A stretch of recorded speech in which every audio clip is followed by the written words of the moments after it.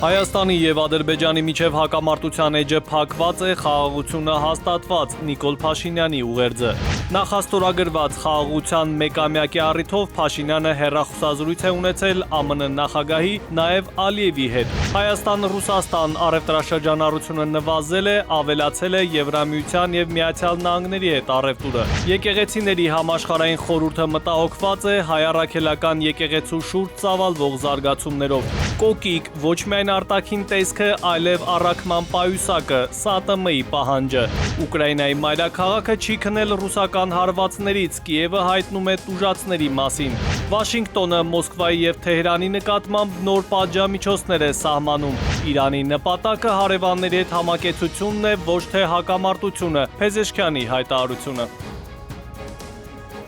Բարի երեկո, հարգելի հեռուստադիտող, Արմենիայի ուղիղ եթերում ժամի գլխավոր թողարկումն է։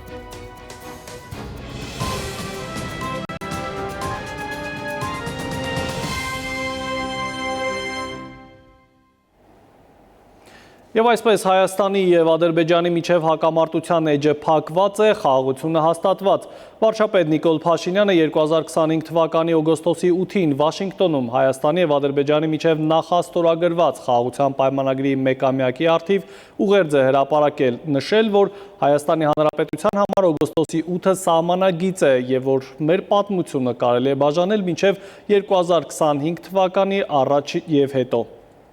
Հայաստանի և Ադրբեջանի միջև սահմանազատումը դեռ պետք է տեղի ունենա։ Մեզ բոլորիս շատ հուզում և անհանգստացնում է մեր հայրենակիցների Ադրբեջանում անազատության մեջ լինելը, բայց ակնհայտ է, որ 2025 թվականի օգոստոսի 8-ը սահմանագիծ է և Հայաստանի Հանրապետության պատմությունը կարող ենք բաժանել դրանից առաջի և դրանից հետոյի։ 2025 թվականի օգոստոսի 8-ից առաջ մեր պետությունը փակ ուղու մեջ էր, իսկ 2025 թվականի օգոստոսի 8-ից հետո մեր առաջ բացվել են անծայրածիր հեռանկարներ, որոնցից օգտվել-չօգտվելը կախված է մեր հավաքական կամքից, մեր իմացությունից ու աշխարհն ու մեր պատմությունը սովորելու մեր ընդունակությունից։ Վաշինգտոնի խաղաղության գագաթնաժողովի կարևորագույն արդյունքներից է Թրամփի ուղի հանուն միջազգային խաղաղության և բարեկեցության նախագիծը, որը ոչ միայն Հայաստանի շրջափակմանը վերջը դնելու շատ մոտ ապագայում, ոչ միայն դառնալու է Հայաստանի ու տարածաշրջանի տնտեսության առանցքը, այլև օգնելու է, որ Հայաստանն ու Ադրբեջանը իրար սկսեն ընկալել ոչ թե որպես խոչընդոտ, այլ որպես ճանապարհ, որպես դրացի։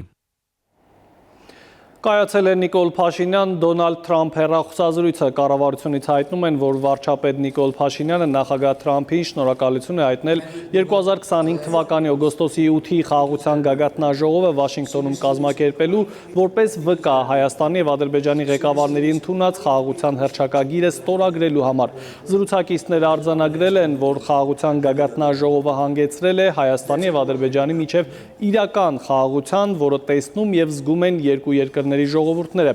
Հեռախոսազրույցի ընթացքում քննարկվել է TRIP նախագծի իրականացման ներկա վիճակը, Փաշինյանը և Թրամփը վերահաստատել են TRIP-ի կառուցման աշխատանքները մոտ ապագայում սկսելու իրենց հաստատակամությունը։ Հայաստանի և Ադրբեջանի միջև համատեղ հռչակագրի ստորագրումից հետո մեկ տարվա ընթացքում պայմանավորվածությունների իրագործման գործում զգալի առաջընթաց է արձանագրվել։ ԱՄՆ պետքարտուղար Մարկո Ռուբիոյի հայտարարությունն է, նա նշել է, որ TRIP-ը, որը նախատեսում է երկաթուղային, ավտոմոբիլային, էներգետիկ և թվային ենթակառուցվածքների արդիականացում, աստիճանաբար իրականություն է դառնում։ Հայաստանում արդեն սկսել են երկաթուղային հատվածի ինժեներական հետազոտությունները, իսկ Ադրբեջանը մոտ է ավտոմոբիլային և երկաթուղային ճանապարհների շինարարության ավարտին, որոնք պետք է միանան հայկական ենթակառուցվածքներին։ Պետքարտուղարը վստահեցրել է, որ Վաշինգտոնը մտադիր է շարունակել աշխատանքը Երևանի և Բաքվի հետ ձեռք բերված պայմանավորվածությունների ամրապնդման և Հարավային Կովկասում կայուն և երկարաժամկետ խաղաղության առաջմղման ուղղությամբ։ Հայաստանի և Ադրբեջանի հարաբերությունների կարգավորման Վաշինգտոնյան համաձայնության մեկամյակի առթիվ Ֆրանսիայի արտգործնախարարությունը հանդես է եկել հայտարարությամբ։ 2026 թվականի օգոստոսյան համաձայնությունը որակելով պատմական, Ֆրանսիայի ԱԳՆ-ն տարածած հայտարարության մեջ նշում է. անցած տարվա ընթացքում երկու երկրների իշխանությունները կարևոր և համարձակ քայլեր են ձեռնարկել իրենց ժողովուրդների համար խաղաղությունը շոշափելի իրականություն դարձնելու ուղղությամբ։ Դա հնարավորություն կտա Հարավային Կովկասը կրկին վերածել համապարփակ համագործակցության գոտու և Եվրոպան Ասիային կապող օղակի, նշված է հայտարարության մեջ։ Նիկոլ Փաշինյանը այսօր հեռախոսազրույց է ունեցել նաև Ադրբեջանի նախագահ Իլհամ Ալիևի հետ։ Ադրբեջանի և Հայաստանի միջև նախաստորագրված խաղաղության համաձայնագրի շուրջ մտքեր փոխանակելուց բացի կողմերը անդրադարձել են նաև վերջին մեկ տարվա ընթացքում երկրների միջև ձևավորված հարաբերություններին, առևտրատնտեսական կապերի զարգացմանը, ադրբեջանական նավթամթերքի Հայաստան արտահանմանն ու Ադրբեջանի տարածքով դեպի Հայաստան և Հայաստանից դեպի այլ ուղղություններ տարանցիկ բեռների փոխադրմանը։ Զրուցակիցները անդրադարձել են նաև Վաշինգտոնում ձեռք բերված պայմանավորվածությունների շրջանակում կյանքի կոչվելիք թրիփ երթուղու իրականացման ընթացքին։ Ռուսաստանից Հայաստան, Ադրբեջանի և Վրաստանի տարածքով տարանցմամբ հերթական մատակարարումն է իրականացվել, Հայաստան է ուղևորվել 1049 տոննա ընդհանուր քաշով 15 վագոն ցորեն և 10 վագոն քարածուխ 700 տոննա ընդհանուր քաշով։ Մինչև այժմ Ռուսաստանից Ադրբեջանի տարածքով Հայաստան է ուղարկվել ավելի քան 37,000 տոննա հացահատիկ, 9,000 տոննա պարարտանյութ, 1,136 տոննա պրոպան, 133 տոննա ալյումին, 414 տոննա անտրացիտ և 67,000 տոննա փայտանյութ։ Ադրբեջանից Հայաստան է ներմուծվել նաև շուրջ 15,000 տոննա դիզելային վառելիք և շուրջ 5,000 տոննա բենզին։ Իսկ Հայաստանի և Ռուսաստանի միջև ապրանքաշրջանառությունը ըստ վիճակագրական կոմիտեի տվյալների 2026 թվականի առաջին կիսամյակում նախորդ տարվա նույն ժամանակահատվածի համեմատ նվազել է 29%-ով, առևտրի ընդհանուր ծավալը 3,33 միլիարդ դոլարից հասել է 2,63 միլիարդի։ Նվազել է նաև ներմուծումը 2,4 միլիարդ դոլարից հասնելով մինչև 1,4 միլիարդ դոլարի։ Կրճատվել են նաև արտահանման ծավալները, օրինակ Հայաստանից Ռուսաստան պտուղ բանջարեղենի մատակարարման ծավալները 85 միլիոն դոլարից հասել են 56 միլիոն դոլարի։ Փոխարենը աճել է Եվրամիության երկրների հետ առևտուրը, իսկ Միացյալ Նահանգների հետ Հայաստանի ապրանքաշրջանառությունը աճել է 180 միլիոն դոլարից հասնելով 256,1 միլիոն դոլարի։ Չինաստանի հետ ապրանքաշրջանառությունը աճել է մինչև 1,47 միլիարդ դոլար, հիմնականում թանկարժեք մետաղների, ինչպես նաև պղնձի, մոլիբդենի, խտանյութերի մատակարարումների հաշվին։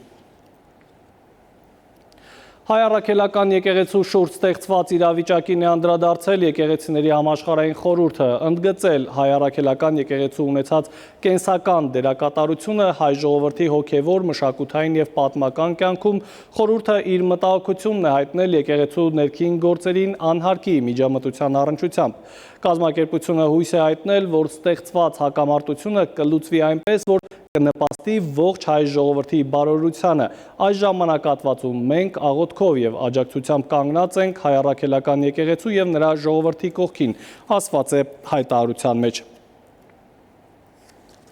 Ռուսաստանի անվտանգության խորհրդի փոխնախագահ Դմիտրի Մեդվեդևը համոզված է, որ հենց Հայաստանը դադարի որպես, այսպես ասած, Ռուսաստանի դեմ գործիք օգտագործվել, Արևմուտքը անմիջապես երես կթեքի նրանից, կկորցնի նրա հանդեպ հետաքրքրությունը։ Մեդվեդևը մնում է այն կարծիքին, որ Միացյալ Նահանգներին և Եվրամիությանը չի մտահոգում Հայաստանի բնակիչների բարեկեցությունը։ Հենց որ Հայաստանը դադարի հետաքրքրություն ներկայացնել, արևմտյան թևերը անմիջապես կհրաժարվեն իրենց բոլոր խոստումներից, կարծես դրանք երբեք էլ գոյություն չեն ունեցել, ասել է Մեդվեդևը։ Այժմ այն մասին, ինչ ենք պատմելու թողարկման երկրորդ հատվածում։ Կոկիկ, ոչ միայն արտաքին տեսքը, այլև առաքման պայուսակը, ՍԱՏՄ-ի պահանջը։ Ուկրաինայի մայրաքաղաքը չի քնել ռուսական հարվածներից, Կիևը հայտնում է տուժածների մասին։ Վաշինգտոնը Մոսկվայի և Թեհրանի նկատմամբ նոր պատժամիջոցներ է սահմանում։ Իրանի նպատակը հարևանների հետ համակեցությունն է, ոչ թե հակամարտությունը, Փեզեշքյանի հայտարարությունը։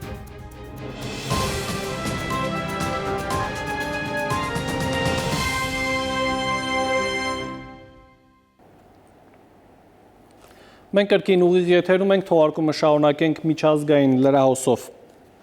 Եվ այսպես ռուսական զինուժը գիշերը բալիստիկ հրթիռներով հերթական հարվածներն է հասցրել Ուկրաինայի մայրաքաղաքին, Կիևի մարզային ռազմական վարչակազմի ղեկավարը հայտնել է 3 զոհի մասին։ Բրովարի շրջանում մասնավոր բնակելի տուն, Գոլոսեևսկի շրջանում ոչ բնակելի շինություններ և ավտոմեքենաներ են վնասվել։ Ռուսական ուժերը անօդաչուներով հարվածել են նաև Ուկրաինայի նավահանգիստներ, սպառազինություն և ռազմագույք տեղափոխող բեռնանավերի։ Կիևում խոցվել են ցամաքային բազավորման թևավոր հրթիռների համար մարտական բաղադրիչներ արտադրող Կիև 3 և Կիև 111 արդյունաբերական ձեռնարկությունները։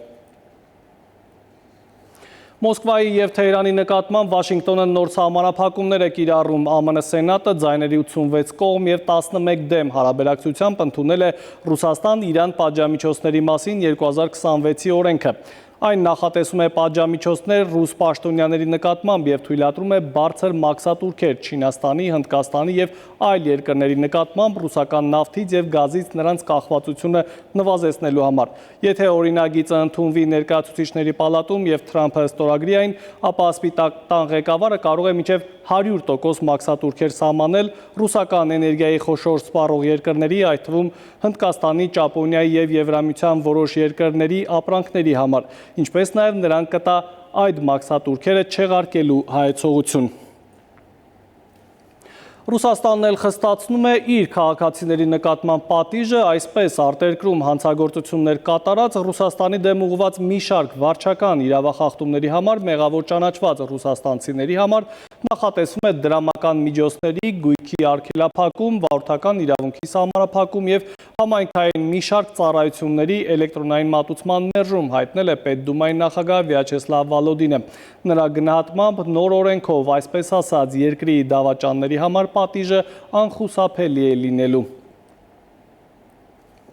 Իրանի Իսլամական Հանրապետության նախագահ Մասուդ Փեզեշքյանը անդրադարձել է տարածաշրջանում ստեղծված իրավիճակին, նշել, որ Իսրայելը և Միացյալ Նահանգները փորձում են Պարսից ծոցի երկրներին հանել Իրանի դեմ։ Նա միաժամանակ նշել է, որ Թեհրանը պատրաստ է երկխոսություն վարել իր ազգային շահերը պաշտպանելու համար, սակայն չի ընդունի այնպիսի պահանջներ, որոնք կխաթարեն երկրի ինքնիշխանությունն ու պաշտպանական կարողությունները։ Նա նաև ընդգծել է հարևան երկրների հետ հարաբերությունների բարելավման և տարածաշրջանային տարաձայնությունների կանխման անհրաժեշտությունը։ Իրանը համաձայնության էր եկել եվրոպացի ներկայացուցիչների հետ առկա տարաձայնությունները դիվանագիտական ջանքերով լուծելու հարցում, բայց եվրոպական երկրները ի վերջո չկարողացան գործել անկախ։ Իրանը մտադիր չէ հարձակվել այլ երկրների վրա, գրավել տարածքներ կամ ընդլայնել իր սահմանները։ Ավելին, ի տարբերություն Իսրայելի, Իրանի նպատակը հարևան երկրների հետ համակեցությունն է։ Իրանը և Օմանը շատ մոտ են Հորմուզի նեղուցի կառավարման իրավական ասպեկտների ու նավագնացության երթուղիների շուրջ համաձայնության գալուն։ Իրանի արտգործնախարար Աբբաս Արաղչին ընդգծել է, որ գործող երթուղին անընդունելի է Թեհրանի համար և կողմերին անհրաժեշտ է մշակել նոր երթուղի, ինչը ենթադրաբար թեև կունենա բազմաթիվ իրավական ու տեխնիկական բարդություններ, սակայն միաժամանակ կծառայի որպես ապագա երթուղու հիմք։ Հորմուզի նեղուցի վերաբացումը կախված է ոչ այնքան Իրանի և Օմանի միջև ընթացող բանակցությունների, որքան Միացյալ Նահանգների կողմից Իրանին առաջադրված պայմանների ընդունման հետ։ Իրանի Իսլամական հեղափոխության պահապանների կորպուսն է այսպես արձագանքել ամերիկացի պաշտոնյաների այն հայտարարությանը, թե Իրանի և Օմանի միջև արձանագրված առաջընթացը կարող է հանգեցնել Հորմուզի նեղուցի վերաբացմանն ու նավթի արտահանման վերականգնմանը։ Թուրքիայի, Սաուդյան Արաբիայի և Պակիստանի միջև կնքված պաշտոնական եռակողմ համաձայնագիրը որևէ երկրի դեմ ուղղված չէ։ Մեկնաբանելով օգոստոսի 7-ին Սաուդյան Արաբիայում ստորագրված Մեքքայի համաձայնագիր անունը ստացած փաստաթուղթը հայտարարել է Թուրքիայի նախագահ Ռեջեփ Թայիպ Էրդողանը և հավելել. այն նպաստելու է պաշտպանության ու անվտանգության ոլորտներում երկրների համագործակցության ծավալմանը և ահաբեկչության դեմ պայքարին։ Պակիստանի արտաքին գործերի նախարար Մոհամմադ Իսահակ Դարն էլ նշել է, որ ստորագրված փաստաթուղթը առանցքային քայլ է ռազմավարական փոխգործակցության ծավալման և այդ պետությունների ժողովուրդների միջև առկա եղբայրական սերտ կապերի հետագա ամրապնդման ճանապարհին։ Կրկին վերադառնանք մեր երկիր, սարերում դեռ կանաչ է, խոտը շատ, բայց մի բան կամաց փոխվում է։ Ամեն տարի պակասում են թե սարվորները, թե անասնագլխաքանակը ու արդյունքում զգացնել է տալիս տեղական գյուղական կաթնամթերքի ու մսեղենի պակասը։ Բայց այս պատկերի ետևում միայն վիճակագրություն չէ, այլ մարդկային պատմություններ, գյուղական կյանք, որ օր-օրի փոխվում է։ Ինչու են մարդիկ հրաժարվում անասնապահությունից եւ ինչ անել, որ խոշոր եղջերավորների թիվը խոշոր չափով չնվազի մեր երկրում։ Սվետլով համայնքի բնակչուհի Տիկին Հասմիկը պատմում է, թե դեռ ամիսներ առաջ էին անասունները տզային հիվանդությամբ տառապում, ինչի պատճառով էլ ինքը լուրջ վնասներ է կրել։ Հիվանդությունը դա նշանակում է, որ կիզը կծում է անասունի, այլը ջուրակ կտրում, եթե ջերմությունը տալիս է, եթե հասցնում է այդ պայն անասուն կա փրկվում, անասուն կա չի փրկվում։ Անասունը որ հիվանդ է լինում, մսավաճառները ավելի շատ հազար գնով են տանում, մարդիկ ստիպված լցնում են իրանց մարազնիկի քչեն ուզում էլ վաճառեն, որ շահագործում են, արժեք չուրեմ, իրանց այդ պահը ծախսերը դուրս չի գալիս էլի, ոնց որ ամեն ինչ հարոտավայրի գումարով իրան անասունների խոտիկի ծախսերը որ հաշվում են,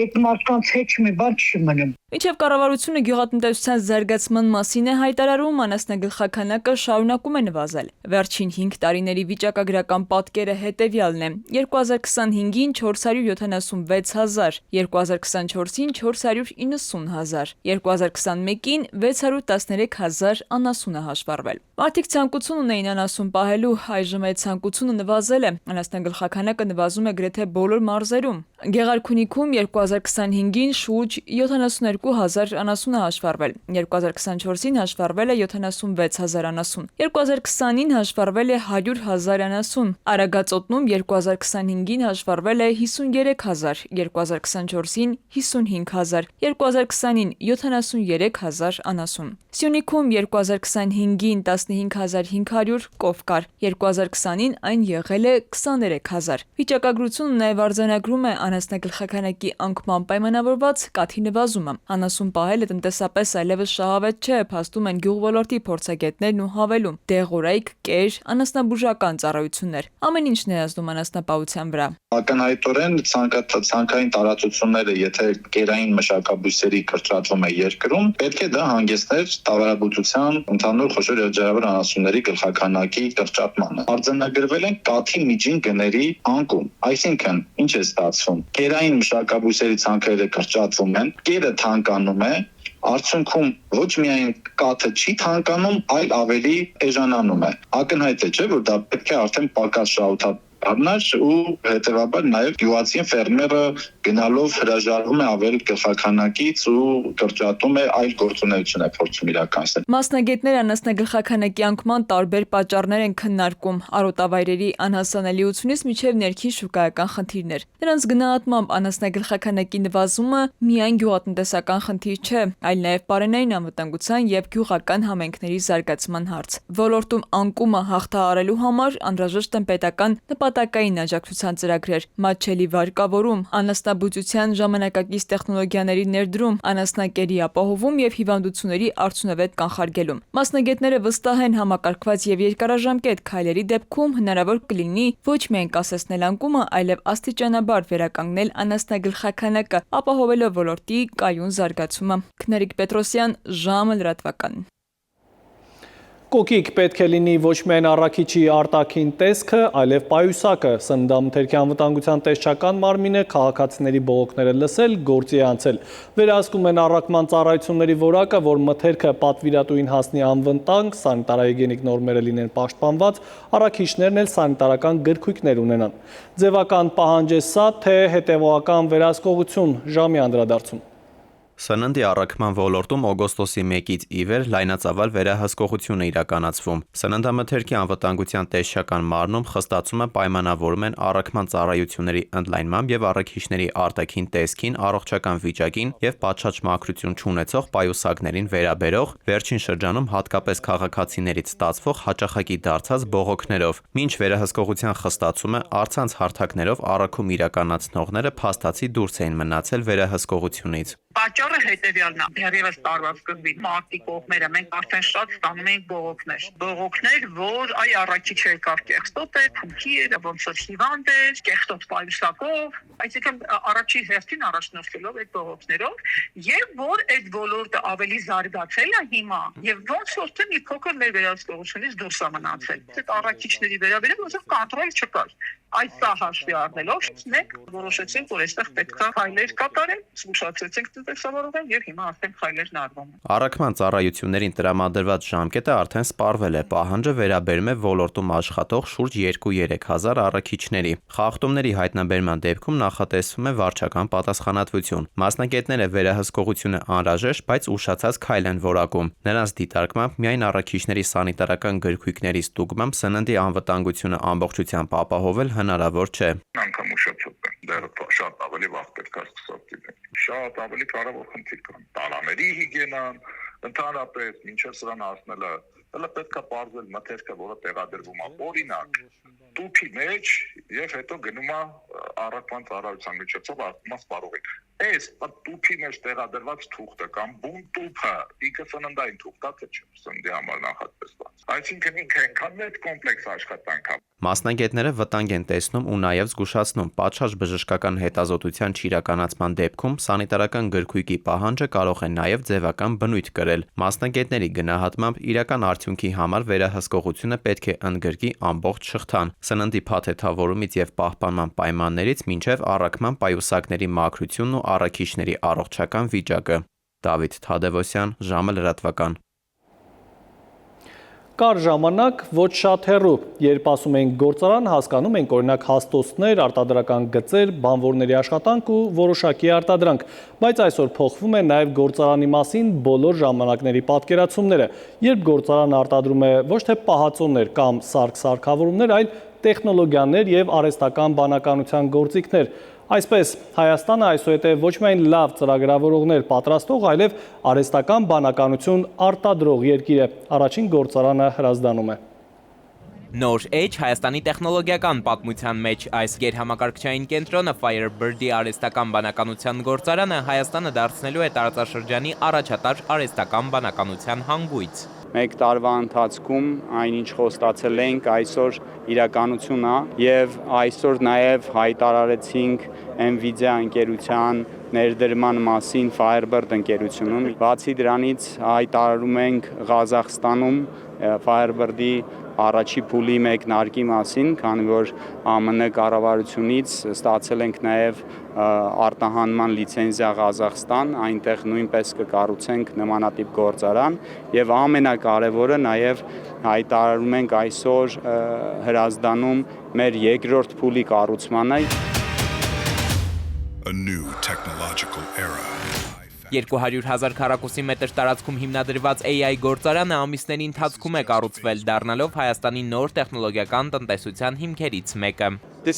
Այսօր նշանավոր իրադարձություն է։ Տարիներ առաջ ցանցեր մարջելը եւ իրականություն է դարձել, բայց սա միայն սկիզբն է։ Աշխարհն անցնում է ամենամեծ վերափոխման միջով։ Այստեղ Հայաստանում մենք ունենք առաքելություն։ Եթե ամբողջ աշխարհը տարիներ անց չունենա այս ենթակառուցվածքը, մենք արդեն ունենք։ Ուրեմն կարող ենք սկսել արհեստական բանականության մեր ապագան։ Today, Armenia and Kazakhstan. Այսօր Հայաստանը եւ Ղազախստանը կառուցում են ենթակառուցվածքներ ձեր երկրում ինտելեկտ ստեղծելու համար։ Ահա թե ինչու է այդքան մեծ պատիվ, որ դուք ընտրել եք Firebird-ին եւ Nvidia-ին ձեր երկրների արհեստական բանականության ենթակառուցվածքը կառուցելու համար։ Այս ենթակառուցվածքը կծառայի ձեր հետազոտողներին, ձեր ստարտափերներին, ձեր արդյունաբերություններին եւ ձեր կառավարություններին։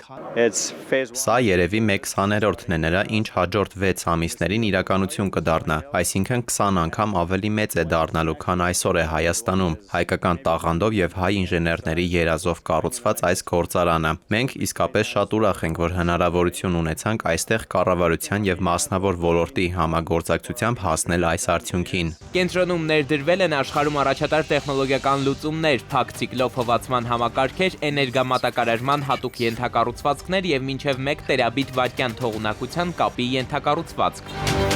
Այնինչ հիմա այսօր տեղի է ունենում իրականում շատ կարևոր, շատ ծանրակշիռ, բայց այդ կշռի մեջ բազում շերտեր ունեցող